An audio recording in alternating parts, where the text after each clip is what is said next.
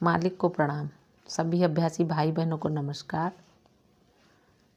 मालिक कहते हैं, यह अच्छा है जबकि दुकान पर सत्संग की जगह नहीं है कि कोई कमरा किराए पर ले लिया जाए जहाँ श्री रामचंद्र मिशन का काम भी हो और सत्संग भी। मगर फिर मेरी तबीयत यूं हो जाती कि इसका किराया देना पड़ेगा, इसका किराया देना संस्था को ही चाहिए। मान लीजिए आप संस्था से न लें तो ये ख्याल पैदा होता है कि आप लोगों को ये खर्च सहन करना पड़ेगा। खैर, ये सब आप लोगों की मर्जी पर छोड़ता हूँ। संस्था में अगर रुपया होता तो कम से कम ये चीज़ आधे हिंदुस्तान में फैल जाती, मगर ये चीज़ मैंने ईश्वर पर छोड़ दी है। अब इस खत को इस दुआ के साथ बंद करता हूँ कि आप लोग आध्यात्मिक उन्नति में आगे ही बढ़ते रहें।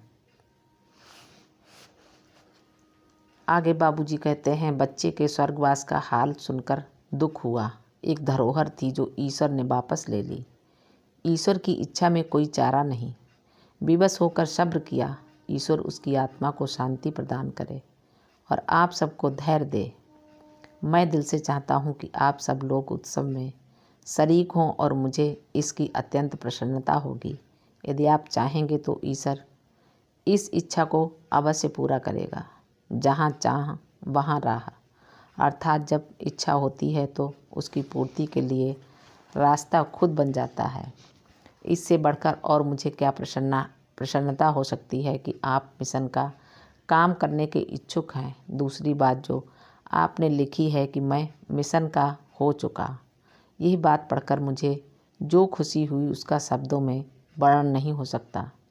दुआ यही निकलती है कि ईश्वर आपको खूब आध्यात्मिक उन्नति दे। ऐसे ही इच्छुक और प्रेमी जब मिशन में सम्मिलित हो जाते हैं तभी उसमें चार चांद लगने की उम्मीद की जाती है।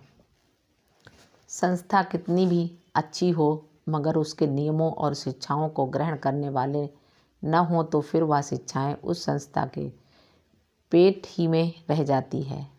यही चीज़ कुछ हमें ज़रूर पसंद नहीं आई कि आपने लिखा है कि दुकान से मन हटता जा रहा है। ये तो आपका धर्म और कर्तव्य है कि रोजगार पद से लक्ष्मी बढ़ाई जाए, जो अपने और बड़ों के काम आए और दूसरों को भी फायदा पहुंच सके।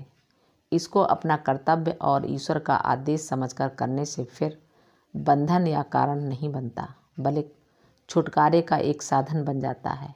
लोक और परलोक साथ ही साथ अच्छे तरह से चलना चाहिए और हमारे यहाँ का नियम भी यही है। आपने लिखा है कि संसार अब झूठा सा लग रहा है, हृदय में ये विचार रहना अच्छा है, मगर आगे आपने यह लिखा है कि दिल चाहता है कहीं चला जाऊं।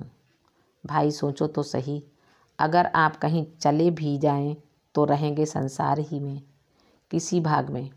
इसलिए भाई ये अवस्था पैदा क्यों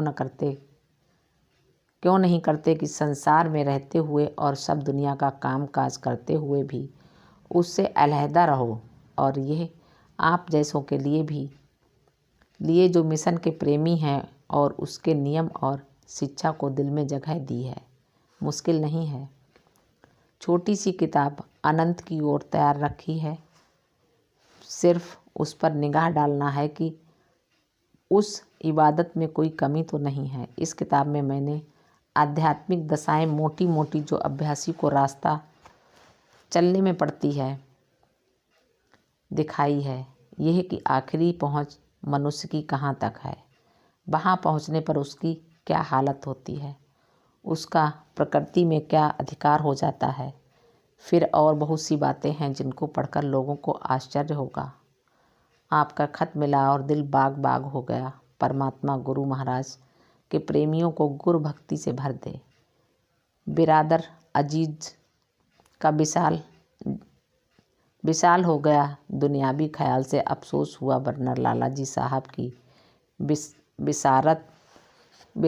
बिसारत के आगे जरिए से इंकशाफ हुआ कि आज़ादे मुतलक नए यानी रूहानी ताल्लुक़ ख़त्म हो चुका था। चूँकि बिरादर अजीज़ ने पूछा है, इसलिए मैं मुनासिब समझता हूँ कि इस साल जितने लाला जी साहब से मोहब्बत रखते हैं वह ख़ास कोशिश करके भंडारे में जो पिछले दिनों के नियम अनुसार ईस्टर में होगा, शिरकत करे। उरई और कोंच वगैरह में लाला जी के बहुत से प्रेमी हैं, जिनकी बाबत मेरा ख्याल है कि वह शाहवान लाला जी को भूले न होंगे। भंडारे में सत्संगी भाइयों की शिरकत से मोहब्बत ताज़ा हो जाती है। सिर्फ एक उसूल इख्तियार कर लीजिए, वह यह है कि आपने दिल में सिवाय गुरु महाराज के और किसी का ख्याल न आने दीजिए। मतलब यह है कि एक रुख हो जाए, फिर कुछ अरसे के बाद मज़ा देखिए। आजकल गुरु महाराज की अथाह कृपा हो रही है। सिर्फ उनका ध्यान और प्रेम अपने दिल में बढ़ाते जाइए, फिर तमाशा देखिए। 2 नाव पर सवार होने से बहुत नुकसान पहुंचा है। अब छोड़िए, सिवाय अपने गुरु के दूसरे का ख्याल दिल में न लाइए, चाहे वह कोई हो। दीन दुनिया दोनों में सिवाय गुरु के और कोई हमदर्द नहीं। अपनी हालत से फरमाते रहिए, अपनी खास तवज्जो गुरु महाराज से मोहब्बत रखने वालों की तरफ रुजू कीजिए। इंशाअल्लाह ऐसा फ़ायदा होगा कि आपको हैरत होगी। इस वक्त आप आप तुलना कर सकेंगे कि मैं किस भूल में था। मोहब्बत से आगाज़ करें, भक्ति का भाव मिटा दें। इस तरह की सिवाय उसके ईश्वर के कुछ दिखाई न दे। गोपियों की मिसाल भी एक नमूना है कि कृष्ण जी महाराज जब द्वारका में सिधारे तो गोपियों ने उनकी गैर हाजिरी अनुपस्थित कभी महसूस न की और वह हर शाह में उन्हीं का जलवा देखा। भाईजान, ये कोई मुश्किल बात नहीं, ज़रा सा रुख फेर देने की ज़रूरत है। तबीयत चाहती है कि कुछ और लिखूं, मगर खत का जवाब हो चुका, सिर्फ एक शेर लिखता हूँ। मोहब्बत क्या चीज़ है कह दो कि अच्छा।